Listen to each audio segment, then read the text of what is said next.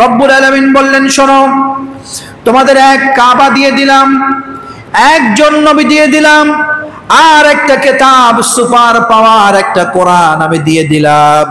কোরআন হলো হুদাল লিন্নাস। হুদাল লিন্নাস, এই কোরআনটা মানুষের হেদায়েতের জন্য। পাপী, অপরাধী, অন্যায়কারী যখনই কোরআন ধরবে, কোরআন পড়বে, কোরআন দিয়ে জীবন গঠন করার চেষ্টা করবে, সেই পাপী মানুষটাকে হেদায়েত দিয়ে দিবেন কে? আওয়াজ দিয়ে বলে, কে দিবে? রব্বুল আলামিন বললেন, শোনো, আমি হেদায়েতের মালিক কাউকে বানাইনি, হেদায়েতের মালিক আমি নবীদেরকে বানাইনি, হেদায়েতের মালিক আমি কোন সাহাবীদেরকে বানাইনি, হেদায়েতের মালিক আমি কোন পীর বুজুর্গের হাতে আমি দেইনি, হেদায়েতের মালিক কোন খতিবদের হুজুরদের হাতেও দেইনি। খোদ হেদায়েতের মালিক রব্বুল আলামিন তার হাতে রেখে দিয়েছেন।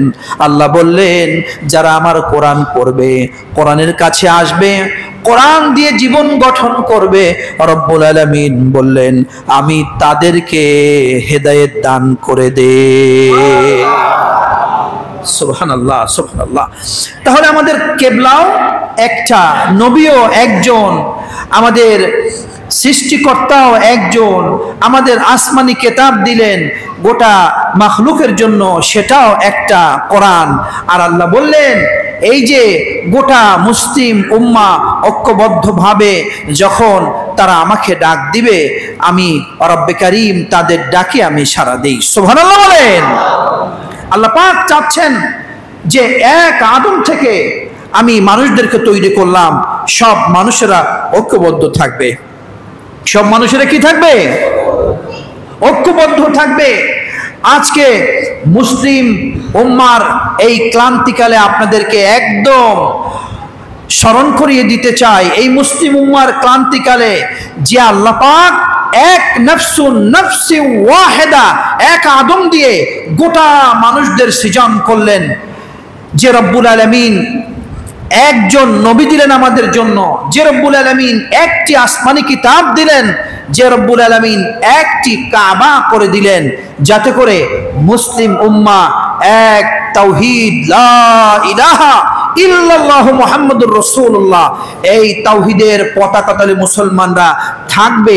এই জন্যই রব্বুল আলামিন কাবার মালিক, তিনি একটি কোরআন আমাদের জন্য নির্দিষ্ট করে দিলেন। আমরা কি সেই মুসলমানরা? এখন বর্তমান বিশ্বের মুসলমান এই প্রেক্ষাপটে আমরা কি তাওহীদ ওয়ালারা এক পতাকা তলে আছি, নাকি ভিন্ন ভিন্ন দলে বিভক্ত হয়েছি? আওয়াজ দিয়ে বলেন, ভিন্ন ভিন্ন দলে কি বিভক্ত হয়েছে কিনা?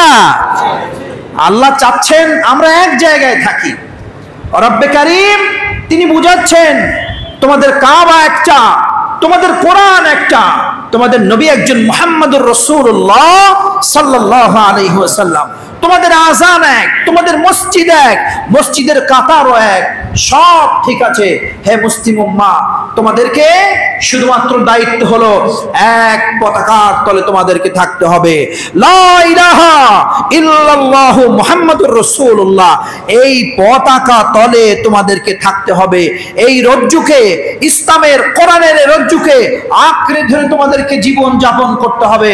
তোমরা নিরবিচ্ছিন্ন হবে না। যদি নিরবিচ্ছিন্ন হয়ে যাও, তোমরা দুর্বল হবে আর তোমাদের শক্তি খর্ব হবে। এ কথাও আল্লাহ কোরআনে বলে দিয়েছেন।